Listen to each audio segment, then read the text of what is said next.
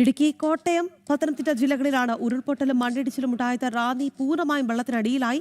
പമ്പയും മണിമലയാറും മീനച്ചിലാറും കരകവിഞ്ഞ് ഒഴുകുകയാണ്. കോഴിക്കോട് കൂടരഞ്ഞി ഉറുമിപ്പുഴയിൽ മലവെള്ളപ്പാച്ചിലും ഈങ്ങാപ്പുഴയിൽ വെള്ളപ്പൊക്കവുമുണ്ട്. കനത്ത മഴ തുടരുന്ന പശ്ചാത്തലത്തിൽ 8 ജില്ലകൾ റെഡ് അലേർട്ട് പ്രഖ്യാപിച്ചു. എന്തായാലും ഇപ്പോൾ ആ മഴ മുന്നറിയിപ്പിൽ മാറ്റം വന്നിട്ടുണ്ട് എന്നുള്ളതാണ് ഏറ്റവും ഒടുവിലായി പുറത്തുവരുന്ന വിവരം. 9 ജില്ലകൾക്ക് റെഡ് അലേർട്ട്, ഒപ്പം തന്നെ 5 ജില്ലകൾക്ക് ഓറഞ്ച് അലേർട്ടും പ്രഖ്യാപിച്ചിട്ടുണ്ട്. ആദ്യം നമുക്ക് വിവരങ്ങൾ നൽകാനായി ഒപ്പം ചേരുന്നത് ഗോകുൽ രമേശാണ്. പത്തനംതിട്ടയിൽ നിന്ന് റാന്നിയിൽ സ്ഥിതി രൂക്ഷമാണ്. നമുക്ക് റാന്നിയിലെ സ്ഥിതിഗതികളാണ് ആദ്യം പരിശോധിക്കേണ്ടത്. ഗോകുൽ, പത്തനംതിട്ട പൂർണ്ണമായും ഒറ്റപ്പെടുന്ന ഒരു സാഹചര്യമായിരുന്നു. റാന്നി ടൗൺ വെള്ളത്തിനടിയിലായി. ഒപ്പം തന്നെ പാല സ്ഥിതി ഭയാനകമാണ്. അങ്ങനെ വലിയൊരു ആശങ്കയുണ്ടായിരുന്ന മണിക്കൂറുകളാണ് കടന്നുപോയത്. ഇപ്പോഴെന്താണ് സ്ഥിതി?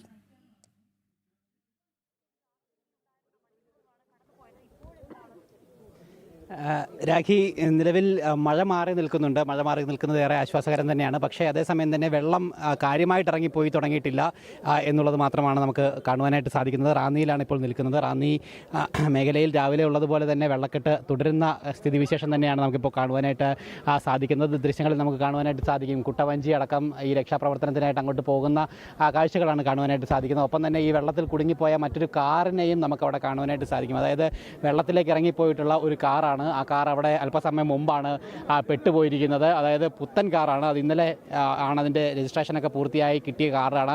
ആ കാറാണ് ഈ രീതിയിൽ വെള്ളത്തിൽ പെട്ടുപോയിരിക്കുന്ന ഒരു സാഹചര്യം ഉണ്ടായിരിക്കുന്നത്. എന്തായാലും അതിനുള്ളിലുള്ള ആൾക്കാരെയൊക്കെ പുറത്തേക്ക് കൊണ്ടുവന്നിട്ടുണ്ട്. കാർ ഇനി കരയ്ക്ക് എത്തിക്കുന്നതിന് വേണ്ടിയിട്ടുള്ള നടപടികൾ സ്വീകരിക്കേണ്ടതായിട്ടുണ്ട്. എന്തായാലും രാവിലെ മുതൽ തന്നെ രക്ഷാപ്രവർത്തനം പുരോഗമിച്ചുകൊണ്ടിരിക്കുകയാണ്.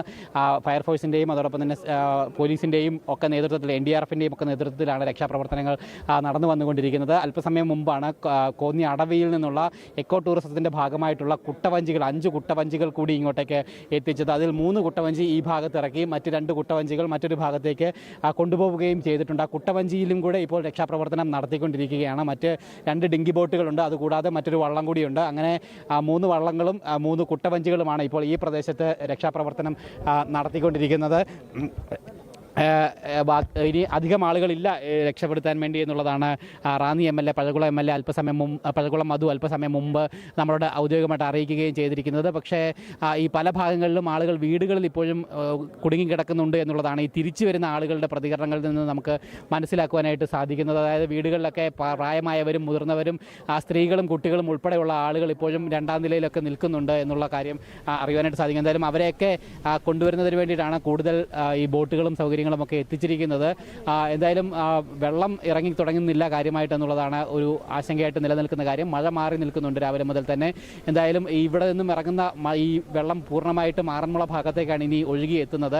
അവിടെയാണ് ഇനി ആശങ്ക ജനിപ്പിക്കുന്ന സാഹചര്യമുള്ളത്. ആറന്മുളയിൽ നിന്നും ആളുകളെ മാറ്റി തുടങ്ങിയിട്ടുണ്ട്, മാറ്റി പാർപ്പിച്ച് തുടങ്ങിയിട്ടുണ്ട്. അതോടൊപ്പം തന്നെ ഈ ആറന്മുളയിലെ വള്ളസദ്യയ്ക്ക് അടക്കം നിയന്ത്രണങ്ങൾ ഏർപ്പെടുത്തിയിട്ടുണ്ട്. പ്രത്യേകിച്ച് ഇന്ന് പമ്പാ നദിയിൽ പള്ളിയോടങ്ങൾ ഇറങ്ങുന്നതിന് വിലക്ക് ഏർപ്പെടുത്തിയിട്ടുണ്ട്. പമ്പാ നദിയിൽ ക്രമാതീതമായിട്ട് ജലനിരപ്പ് ഉയർന്നു നിൽക്കുന്ന ഒരു സാഹചര്യത്തിലാണ് അങ്ങനെ ഒരു തീരുമാനം കൈക്കൊണ്ടിരിക്കുന്നത്. അതോടൊപ്പം തന്നെ വള്ളസദ്യ ഇന്ന് ചടങ്ങ് മാത്രമായിട്ടാണ് നടത്തുന്നത്. ഒപ്പം ശബരിമല തീർത്ഥാടനം നാളെ നിറപുത്തരിക്ക് വേണ്ടി ശബരിമല തുറക്കാൻ വേണ്ടി ഇരിക്കുകയാണ്.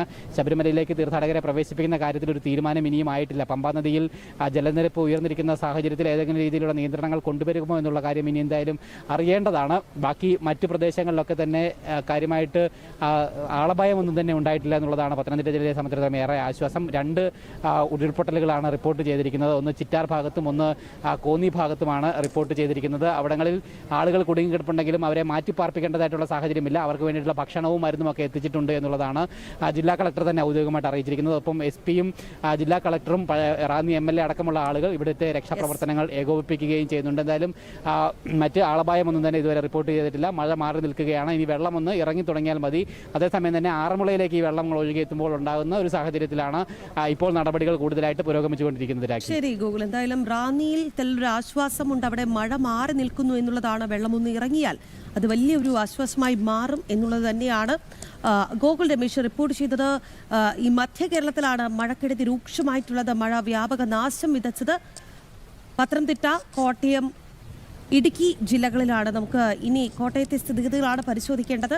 മിഥുൻ മുരളി ഒപ്പം ചേരുകയാണ്. മിഥുൻ, അവിടെ 2 മരണങ്ങളാണ് ജില്ലയിൽ റിപ്പോർട്ട് ചെയ്തത്. വലിയൊരു ആശങ്ക ഉണ്ടായിരുന്നു. ഇപ്പോൾ എന്താണ് അവിടുത്തെ ഒരു സാഹചര്യം മിഥുൻ?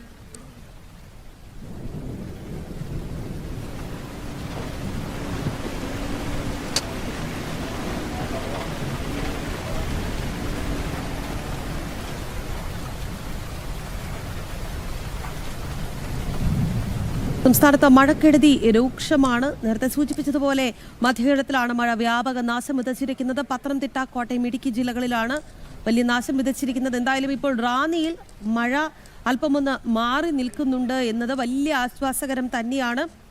അവിടെ രക്ഷാപ്രവർത്തനം പുരോഗമിക്കുന്നു. ഒപ്പം തന്നെ ഇടുക്കിയിൽ 2 മരണങ്ങൾ, കോട്ടയത്ത് 2 മരണങ്ങൾ, മലപ്പുറത്ത് 1 മരണം, അവിടെ ഒരു കുഞ്ഞാണ് മരിച്ചത്. അങ്ങനെ സംസ്ഥാനത്ത് മഴക്കെടുതിയിൽ 5 മരണങ്ങൾ ഇതിനോടകം തന്നെ റിപ്പോർട്ട് ചെയ്തിട്ടുണ്ട്. മലപ്പുറത്ത് ഒരു കുഞ്ഞാണ്, 4 വയസ്സുള്ള ഒരു കുഞ്ഞാണ് ഒഴുക്കിൽപ്പെട്ട് മരിച്ചു എന്നുള്ള വിവരം ലഭിക്കുന്നത്. ഒപ്പം തന്നെ കോട്ടയത്ത് ഒരു അമ്മയും മകനുമാണ് വീടിന് മുകളിലേക്ക് മണ്ണിടിഞ്ഞ് വീണ് മരിച്ചത്. മിഥുൻ മുരളി നമുക്കൊപ്പം ചേരുകയാണ്. മിഥുൻ, അവിടെ ഒരു അമ്മയും മകന്റെയും മരണമാണ് സ്ഥിരീകരിച്ചത്. ഒപ്പം തന്നെ നേരത്തെ നമ്മൾ കണ്ടതാണ്, ആ വീടിന് മുകളിലേക്ക് മണ്ണിടിഞ്ഞ് വീണ് രക്ഷാദൗത്യമൊക്കെ വലിയ ദുഷ്കരമായിരുന്നു.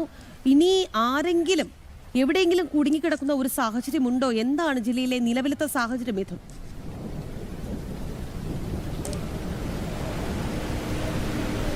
രാഗി, കോട്ടയത്ത് 4 ഇടങ്ങളിലാണ് ഉരുൾപൊട്ടിയത്. കൂട്ടിക്കൽ, മുണ്ടക്കയം, മുനിലവ്, ഒപ്പം പൂഞ്ഞാർ തെക്കേക്കര പഞ്ചായത്തിലെ ഇപ്പോൾ നമ്മൾ നിൽക്കുന്ന ഈ പ്രദേശമടക്കമുള്ള ഭാഗങ്ങളിൽ ഉരുൾപൊട്ടൽ ഉണ്ടായി. അതിൽ ഏറ്റവും രൂക്ഷമായിട്ടുള്ള പ്രശ്നങ്ങൾ ഉണ്ടായ പ്രദേശമാണിത്.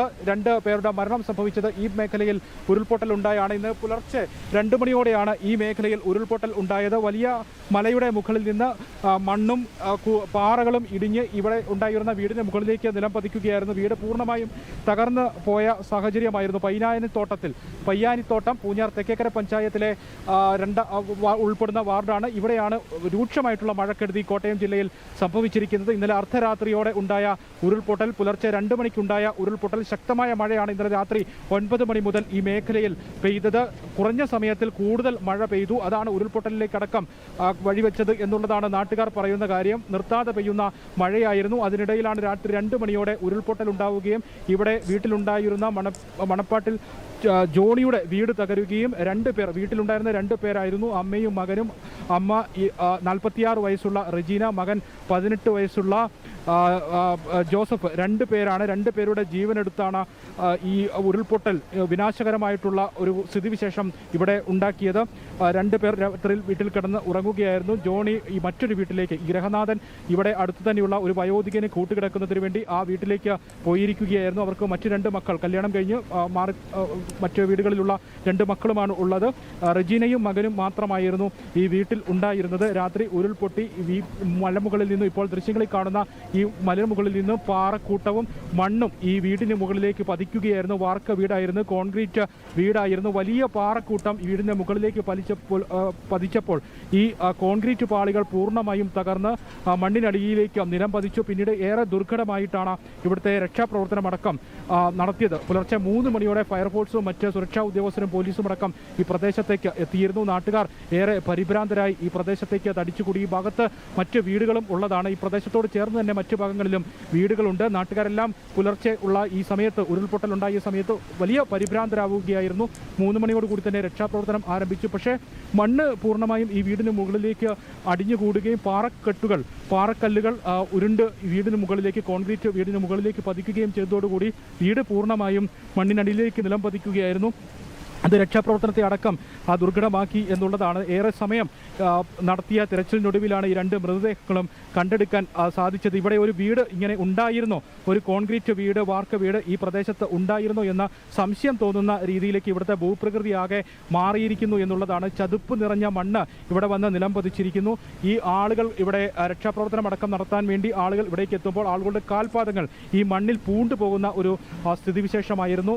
രക്ഷാപ്രവർത്തനത്തിന് വേണ്ടി എത്തിച്ച മണ്ണുമാന്തി യന്ത്രങ്ങളുടെ ടയറുകളടക്കം ഈ മണ്ണിനുള്ളിലേക്ക്, ചതിപ്പിനുള്ളിലേക്ക് പൂണ്ടുപോകുന്ന ഒരു സാഹചര്യമായിരുന്നു. ഈ കോൺക്രീറ്റ് പാളികൾ ഈ മണ്ണിന് മുകളിൽ വന്ന്, കോൺക്രീറ്റ് പാളികൾക്ക് മുകളിലേക്ക് മണ്ണ് വന്ന് ഒലിച്ചിറങ്ങിയിരിക്കുന്നത് കൊണ്ട് തന്നെ, പാറക്കെട്ടുകളും വന്ന് പതിച്ചത് കൊണ്ട് തന്നെ അതിനടിയിലേക്ക് തിരച്ചിൽ നടത്തുക ഏറെ ദുർഘടമായിട്ടുള്ള ഒരു സ്ഥിതിവിശേഷമായിരുന്നു. പിന്നീട് ഏറെ ശ്രമകരമായ ഒരു ദൗത്യത്തിനൊടുവിലാണ് ഈ 2 മൃതദേഹങ്ങളും കണ്ടെടുക്കാൻ സാധിച്ചത്. പുലർച്ചെ 7:30 സമയത്ത് ജോസഫിന്റെ 18 വയസ്സുള്ള മകന്റെ മൃതദേഹം കണ്ടെടുത്തു. മകൻ കാലിന് പരിക്ക് പറ്റി പ്ലാസ്റ്റർ ഇട്ട് ആരോഗ്യസ്ഥിതി മോശമായ ഒരു വിശ്രമാവസ്ഥയിലായിരുന്നു.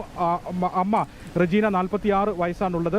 അങ്ങനെ 2 പേരായിരുന്നു ഈ അർദ്ധരാത്രിയിലുണ്ടായ ഉരുൾപൊട്ടൽ അപ്രതീക്ഷിതമായി ഉണ്ടായ പ്രകൃതിയുടെ ആ ഒരു വിനാശകരമായുള്ള താണ്ഡവത്തിൽ ജീവൻ നഷ്ടമായത്. കോട്ടയം ജില്ലയിലെ ഏറ്റവും പ്രകൃതി ദുരന്തം, ഈ മഴക്കെടുതി ഏറ്റവും രൂക്ഷമായ പ്രദേശത്തെ ഇപ്പോഴത്തെ അവസ്ഥയും ആശങ്കപ്പെടുത്തുന്നത് തന്നെയാണ് എന്നുള്ളതാണ്. ഈ സമയത്തും ഇവിടെ മഴ തുടരുന്നുണ്ട്. ആ മഴ മാറി നിൽക്കുന്നില്ല. ഇന്നലെ രാത്രിയിൽ കുറഞ്ഞ സമയത്തിൽ കൂടുതൽ മഴ പെയ്ത ഈ പ്രദേശത്ത് ഇപ്പോഴും രാവിലെ 7 മണിക്ക് ശേഷമുള്ള ഈ സമയത്തും മഴ മാറി നിൽക്കുന്നില്ല. മറ്റിടങ്ങളിലും നദികൾ കരകവിഞ്ഞൊഴുകുന്നുണ്ട്. കിഴക്കൻ മേഖലയിൽ ഉരുൾപൊട്ടൽ ഉണ്ടായത് മുണ്ടക്കയം, കൂട്ടിക്കൽ, മൂന്നിലവ്, പാലായ്ക്ക് സമീപമുള്ള മൂന്നിലവ് എന്നിവിടങ്ങളിലാണ്. മറ്റ് 3 പ്രദേശങ്ങളിൽ ഈ പ്രദേശം കൂടാതെ ഉരുൾപൊട്ടൽ ഉണ്ടായിരിക്കുന്നത്. അവിടെയൊന്നും ആളപായം ഉണ്ടായിട്ടില്ല എന്നുള്ള ഒരു ആശ്വാസം കൂടിയുണ്ട്. ഈ ഭാഗങ്ങളിൽ നിന്നൊക്കെ ആളുകളെ മാറ്റിപ്പാർപ്പിച്ചിട്ടുണ്ട്. എത്രയും വേഗം ദുരിതാശ്വാസ ക്യാമ്പുകളിലേക്ക് മാറാനുള്ള നിർദ്ദേശം ഈ മണ്ണിടിച്ചിൽ ഉരുൾപൊട്ടൽ ഭീഷണിയുള്ള സ്ഥലങ്ങളിലെ ആളുകൾക്ക് കർശന നിർദ്ദേശം നൽകിയിട്ടുണ്ട്. ഒപ്പം തന്നെ മണിമലയാർ കരകവിഞ്ഞൊഴുകുകയാണ്. പാല, ഈരാറ്റുപേട്ട നഗരങ്ങൾ പൂർണ്ണമായും വെള്ളത്തിലായി. മുണ്ടക്കയം ടൗൺ കോസ്വേ പൂർണ്ണമായും വെള്ളത്തിലായി. മുണ്ടക്കയം കുമളി റോഡ് വെള്ളത്തിലായി. ഗതാഗതം പൂർണ്ണമായും നിലച്ചു. ഇങ്ങനെ രൂക്ഷമായ മഴക്കെടുതിയാണ് കോട്ടയം ജില്ലയുടെ കിഴക്കൻ മേഖലകളിൽ ഉണ്ടായിരിക്കുന്നത്. കോട്ടയം ജില്ലയുടെ കിഴക്കൻ മേഖലകളിൽ ഇപ്പോഴും ഈ മണിക്കൂറുകളിലും മഴ തുടരുന്നു എന്നുള്ളതും ആശങ്കപ്പെടുത്തുന്ന ഒരു സാഹചര്യമായി നിലനിൽക്കുന്നു. പരമാവധി ആളുകളോട് ജാഗ്രതാ നിർദ്ദേശം നൽകിയിരിക്കുകയാണ്. ദുരിതാശ്വാസ ക്യാമ്പുകളിലേക്ക് മാറാനുള്ള നിർദ്ദേശമാണ്, കർശന നിർദ്ദേശമാണ് നൽകിയിരിക്കുന്നത്. മിഥുൻ, അതുപോലെ തന്നെ ഈ റാന്നിയിൽ അല്പം മുന്ന് മഴയ്ക്ക് ആശ്വാസമുണ്ട്, ശമനമുണ്ട് എങ്കിൽ പോലും മിഥുൻ സൂചിപ്പിച്ചതുപോലെ അവിടെ ഇപ്പോഴും മഴയാണ്. അത് രക്ഷാപ്രവർത്തനത്തിനൊക്കെ വലിയ രീതിയിൽ ഒരു വിലങ്ങുതടിയാകുന്നുണ്ട്. ഒപ്പം തന്നെ ഈ ഉരുൾപൊട്ടൽ ഭീഷണി നേരിടുന്ന മറ്റ് പ്രദേശങ്ങൾ എങ്ങനെയാണ്? ഒപ്പം ജില്ലാ ഭരണകൂടം നൽകുന്ന മുന്നറിയിപ്പുകൾ എങ്ങനെ?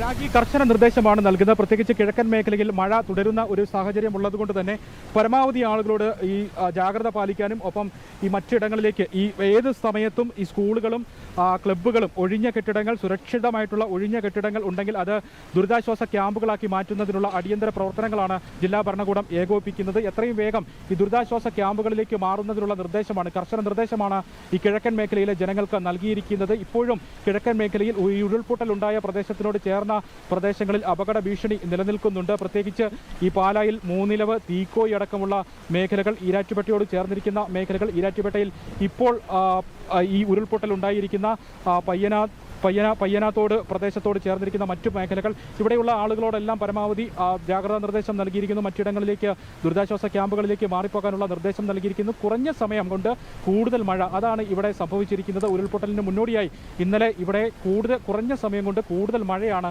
പെയ്തത്. അതാണ് ഇവിടുത്തെ ഈ കാലാവസ്ഥാ സ്ഥിതിവിശേഷം ഏറ്റവും ആശങ്കപ്പെടുത്തുന്ന ഒരു സാഹചര്യത്തിലേക്ക് കൊണ്ടുവന്നെത്തിച്ചത്. അത് തന്നെ ഇപ്പോഴും തുടരുകയാണ്. ഈ മണിക്കൂറുകളിലും കനത്ത മഴ ഇവിടെ പെയ്യുന്നുണ്ട്. ഇടവിട്ടുള്ള മഴ ഉണ്ട്. മഴയ്ക്ക് ശമനമില്ല.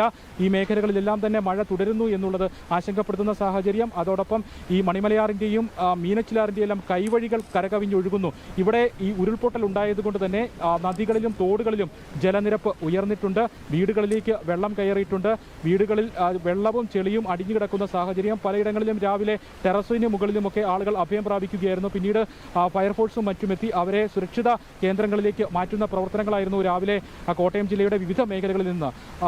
കൊടുങ്ങൂരടക്കമുള്ള മണിമലയാറിൻ്റെ തീരപ്രദേശങ്ങളടക്കമുള്ള ഭാഗങ്ങളിൽ നിന്ന് രക്ഷാപ്രവർത്തകർ ഏകോപിപ്പിച്ചുകൊണ്ടിരുന്നത്. പരമാവധി ആളുകളെ ദുരിതാശ്വാസ ക്യാമ്പുകളിലേക്ക് മാറ്റാൻ സാധിച്ചിട്ടുണ്ട് എന്നുള്ളതാണ് ജില്ലാ ഭരണകൂടത്തിൽ നിന്ന് ലഭിക്കുന്ന വിവരം. അതോടൊപ്പം തന്നെ സുരക്ഷിതമായിട്ടുള്ള കേന്ദ്രങ്ങൾ, സ്കൂളുകളടക്കമുള്ളവ ഏത് സമയവും ദുരിതാശ്വാസ ക്യാമ്പുകളാക്കി മാറ്റുന്നതിനുള്ള ക്രമീകരണങ്ങളും ജില്ലയിൽ ഉറപ്പാക്കിയിട്ടുണ്ടെന്നും ജില്ലാ ഭരണകൂടം പറയുന്നുണ്ട്. ആശങ്കപ്പെടുത്തുന്ന സാഹചര്യം ജില്ലയിൽ തുടരുന്നു. അത് ഈ മഴ തുടരുന്ന സാഹചര്യം കിഴക്കൻ മേഖലയിൽ ഉള്ളതുകൊണ്ട് തന്നെയാണ്. ഈ മണിക്കൂറുകളിലും മഴ തുടരുകയാണ്.